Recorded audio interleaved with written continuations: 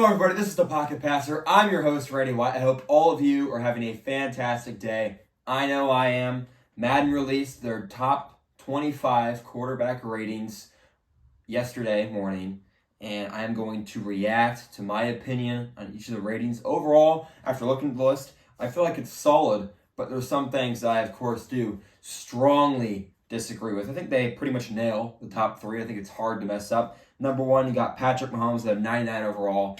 That's a no-brainer. I think if you screw that up, you just don't know ball. So, I mean, not really good on them, but they got it right. So Mahomes is clearly the best quarterback in the league. No one can do the things he does as consistently as he does it. And then when you're watching the quarterback show on Netflix, again, shout out to that show. It's fantastic. I just got done watching the 4th episode a little bit ago. And you listen to his knowledge of the game and how much it's expanded from when he first came into the league and his second season in the league, when his first year starting, when there's talk of, I don't even know how to read coverages, I'm just throwing it deep to Tyreek and stuff like that. And you look at how far he's come, the creativity, and his vast knowledge of the game and game planning and understanding how to draw up plays and come up with new creative ways to run one of the best offenses in the league and probably the best offense we've seen in the last 5 to 6 years. So number 2, again, not really a no-brainer. I think 2 and 3 you can kind of go either way. He's my number 2. I know a lot of people that have him at 3 though. Joe Burrow at a 95 overall. I think 95 is a fair rating. He's one of those guys that's like not an unbelievable knock your socks off athlete, and he doesn't have that just mind-blowing arm like Mahomes and Josh Allen have, but he's very, very smart. He's a very accurate thrower of the football. He's actually the most accurate thrower of the football in Madden, too. He's got all of the best ratings, highest deep accuracy, highest short accuracy, highest middle accuracy. They gave him an 87 throw power, which is a little bit on the low side. If I were to give you a range of where I think Joe Burrow's arm strength belongs, I'd probably tell you it's somewhere between 87 and 91. I think somewhere, that's kind of a wide range. Probably 88 to 90, though, is where I would put it, somewhere in that range. He definitely doesn't have a rocket of an arm, but he puts good velocity on the ball. He's an excellent thrower of the football, amazing pocket presence. He's got some of the best pocket mobility and pocket awareness in the NFL. So I think number 2 is a fair place to put him. And then number 3, I think these guys are the clear top 3.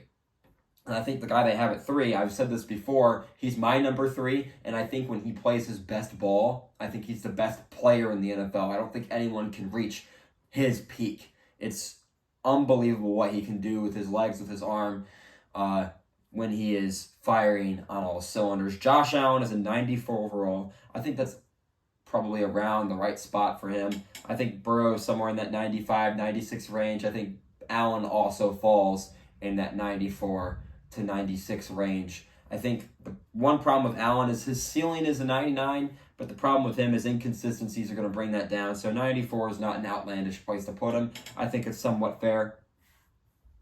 And he's certainly earned that top 3 consideration in the league. He is just unbelievable what he does. And when I talk about Burrow's pocket presence and occasional mobility where he can get out of the pocket, Josh Allen, they're literally dependent on his legs because for some reason the Bills' offensive coaching staff is afraid to run the ball except for the beginning of that Vikings game, which, by the way, they were winning. So when you look at that, I don't understand why they refuse to establish a run game year in and year out since Josh Allen has hit his peak. If they can do that this year, if they can establish a run game and take some pressure off of Josh Allen so he doesn't have to literally carry the entire offense, then I think they can be the best team in the league. Josh Allen is a fantastic talent. I think he's the most talented player in the NFL. Next level speed and power. He hurdles people. He stiff arms them to the ground. You see him dribbling guys' helmets every other week.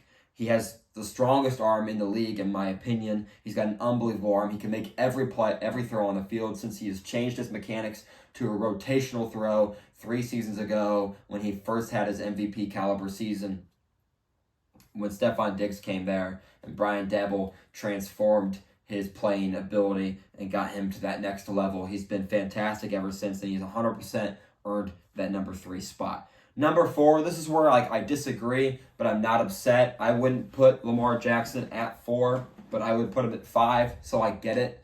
Like, he's in the right range. I think a 91 overall is a fair spot for him. He gets the highest speed rating of any quarterback, which is absolutely accurate. 96 speed is right around where he should be. I think Justin Fields, they put him a little low at like 92 speed. I think he's more of a 94, but that's beside the point. Lamar Jackson's a fantastic player, no doubt. The one thing where I think there's some inconsistency is Lamar Jackson, although he played really well for most of when he was playing last year, most of these guys, when they get injured a lot, Madden tanks their ratings. But for whatever reason, Lamar Jackson keeps getting high ratings. And this is when I talk about inconsistency. I feel like EA Sports doesn't stay consistent with their rationale as far as reacting to injuries for players and just player ratings in general. Because Lamar Jackson last year, he had 17 touchdowns, 7 picks. Yeah, it was because he was injured, but EA tends to punish people for injury. And maybe 91 overall is their punishment, and they would have him higher. But I feel like 91 is right around where he belongs in general. Maybe upwards of a 93 at his peak. But I don't know. That feels like where he belongs. So I'm not upset with the overall rating. I think that's about spot on. Number 5, Jalen Hurts. He certainly earned that higher rating. I think a lot of people want him to be higher than an 88 overall. He played higher than an 88 overall last year, but we know how EA is. You need time. Last year was his first genuinely good year where he truly showed what he can be. If he can continue to build on that and be great again this year, then he'll break into the 90s. That's how EA Sports does it. Very, very rarely do you see like what they did with Sauce Gardner, where Sauce Gardner is a 93 overall into his sophomore year. That never happens. And by the way, if they're going to do it for Sauce Gardner, they should have done it for Tariq Woolen since he was as fantastic as he was. They had him a little low. But that's beside the point. Jalen Hurts 100% has earned the rating he has. He's probably earned a little better than that. I think 5 is a fair place to put him. I ranked him 6th, but I don't really have a problem. I think 4 through 6 is very interchangeable. So, number 6, Justin Herbert, an 87 overall. I feel like that's low. Justin Herbert has probably top 3 arm talent in the NFL. I don't know that there's 3 guys in the league that have a better arm than him, can make all the throws he can make. He can make every throw on the field. He's unbelievable at what he does. He's kind of the last true pocket passer along with Aaron Rodgers, but of this younger generation, him and Burrow, I'd say are the last true pocket passers. And Justin Herbert can just absolutely sling it. He's been up there in yards, I believe top 3 in yards in the NFL through the last 3 seasons. He's been up there in touchdowns as well. He's just been fantastic, and he's been willing a team that has performed mediocrely all around him. His supporting cast is constantly injured. I don't trust the coaching staff, and he has time and time again led game-winning drives that have just been, absolutely sold by the defense. I mean, we saw it his rookie year, we've seen it his sophomore year, and we saw it in his 3rd year last year, where he would lead a game-winning drive in the final 2 minutes of a game, and the defense would just fold under pressure and give up a touchdown to end up losing the game regardless of his efforts. So for all those people that don't want to say Justin Herbert's a choke artist because he can't score 3 times in 2 minutes, I mean, that's on you if that's what your expectation is. But I personally think he's fantastic. I think he's a top 5 quarterback. I personally rank him 4th in the league. I think that's where he belongs, ahead of Lamar and ahead of Jalen for what he's done long-term throughout his career. And if you want to talk about his choke jobs and the playoffs, I think there's a lot more to blame than him. I think there's a lot more to look into as far as dysfunction in the organization and the coaching staff and in just injuries and poor performances by the defense. So let's not point so many fingers at Justin Herbert. He's been incredible. As much as he has made mistakes, he's certainly done way more to make up for them than he has to make those mistakes glaring. So Justin Herbert at 6. I would personally rank him higher. I think he's probably a 90 overall. 87 overall is not a terrible spot to put him. But this is where I really get upset. Dak Prescott, guys, he's not the 7th best quarterback in the league. He's not tied for 6th with Justin Herbert. He's not an 87 overall. Stop it. Stop it right now. He's just not. He's not, guys. Dak Prescott's a good quarterback. He is. He's solid. But he's in the Kirk Cousins category. He just is. Kirk Cousins has not been given the offensive line his entire career that Dak Prescott has, and he hasn't been given the sustained running game that Dak Prescott has. Kirk Cousins has not had a better running game. He's not had a better coaching staff, and he has not had a better offensive line than Dak Prescott, and yet still Dak Prescott, despite missing 5 games last season, leads the league in interceptions. Even if many of them aren't his fault, there's plenty of guys all around the league that drop a lot of passes that lead to interceptions. Tip balls are a thing in the NFL, and you can't deny that a lot of those interceptions are Dak Prescott's fault. He's not the 7th best quarterback in the league, and he certainly is not better than who they have ranked at 8, Aaron Rodgers, at an 86 overall. Are you kidding me? Guys, he just won the MVP back-to-back seasons. 2 years ago, he was arguably the best quarterback in the league the last 2 seasons, just a year ago. Just a year ago he was. And now you're going to tell me that he's at 86 overall? I don't hate him at 8. I really don't. But Dak Prescott is not ahead of him at 7. That is nonsense. It is. It doesn't make any sense. It's absurd. That's what it is. Especially when you look at NFL executives, players, and coaches around the league. When they ranked the players, Aaron Rodgers is ranked 4th, and for me, that's too high. But when you clearly have the people that really know ball, the best, the people that are in the league, surrounded by the game, they rank him 4, and then you're going to tell me he's 8, and you're going to tell me he's at 86 overall, and you're going to tell me he's worse than Dak Prescott. That is just beyond atrocious on EA Sports' part. I don't know what it is with them thinking that Dak Prescott is some superstar. He's a great leader, and quite frankly, that's probably the only thing he has over Aaron Rodgers. And even then, that's arguable, because the only negative that anyone has on Aaron Rodgers is Jermichael Finley and Greg Jennings chasing clout, talking bad about Rodgers because they didn't like the way things were handled when they left Green Bay. Greg Jennings was upset that Rodgers didn't push heavily for him to get a new contract. Every other player I've heard of loves Aaron Rodgers. Everyone that meets him in public says he's a down-to-earth guy. So this nonsensical narrative that he's somehow some terrible person because we don't know and we don't know him. I'm not going to tell you he's a great dude because I don't know the guy. So I'm not going to tell you he's some good person. But this constant narrative that he's some awful person because for whatever reason, I don't know what it is, but the vast majority of people that have met him, that talk on the media, always talk about how great of a guy he is, how good of a teammate he is, how good of a leader he is. Just look at who followed him to New York. Half the Packers roster. Do you think they sign with New York if they hate the guy? Adrian Amos leaves Green Bay to play with Aaron Rodgers in New York. Alan Lazard, same thing. Randall Cobb, same thing. Tim Boyle, his former backup quarterback, leaves wherever he was, signs with the Jets to back up Rodgers again. I mean, the evidence is overwhelmingly in favor of the fact that there's just absurd narratives on this man for almost no reason.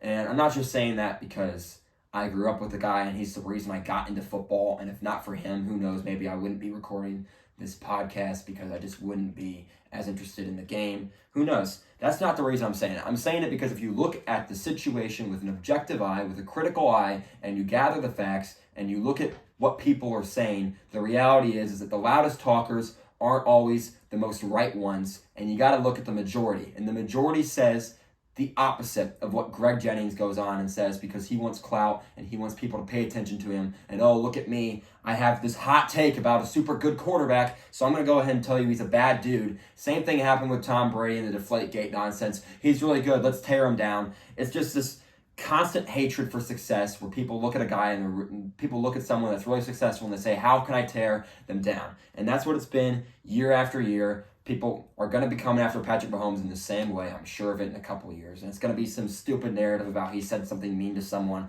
and someone wasn't super happy with how things went. Thankfully, Tyreek Hill is an attention-seeking loser, and he hasn't gone out of his way to talk about how bad Mahomes is because he actually has some pride and some dignity. So he's talked about how good of a person, how good of a player Patrick Mahomes is, and how good of a teammate he is because he's not some bum looking for attention and clout. So that's my take on that. I know I went off on a little bit of a tangent, but this was kind of my last straw here with my patience in the NFL community or really the people outside the NFL community that don't know what they're talking about. So, yeah, Rodgers should be higher. I don't know how much, probably only one spot higher if I'm being honest. And I'm not trying to hate on Dak Prescott because he's a good player and he seems like a great dude. And I like the guy a lot. But he's not better than Rodgers. He's not better than Tua. He's arguably not better than Kirk Cousins, who, by the way, has been top 5 in just about every passing metric over the last 5 seasons. And, I mean, there's guys that aren't on this list. Trevor Lawrence, he's not better than Trevor Lawrence. He just got outplayed by Trevor Lawrence this year. He just played very poorly, which, by the way, how come Dak Prescott doesn't get punished the way these other quarterbacks like Aaron Rodgers get punished for poor performances in must-win games? Let's look at Dak Prescott the last 2 seasons against the San Francisco 49ers and the hit he takes, and then look at guys like Rodgers when he plays poorly, or not even poorly, when he just loses. Now, last time he played the Niners, he did play poorly. That was really bad. But my point is that there's a lot of inconsistency, and for whatever reason, they love Dak Prescott, and they seem to hate on guys like Justin Herbert and Aaron Rodgers for reasons, frankly, unbeknownst to me. Whew. Number 9, Kirk Cousins. That's higher than I would rank him, but I think an 84 overall is fair. Kirk Cousins, I mean, I like the guy a lot. He's a good leader, I think.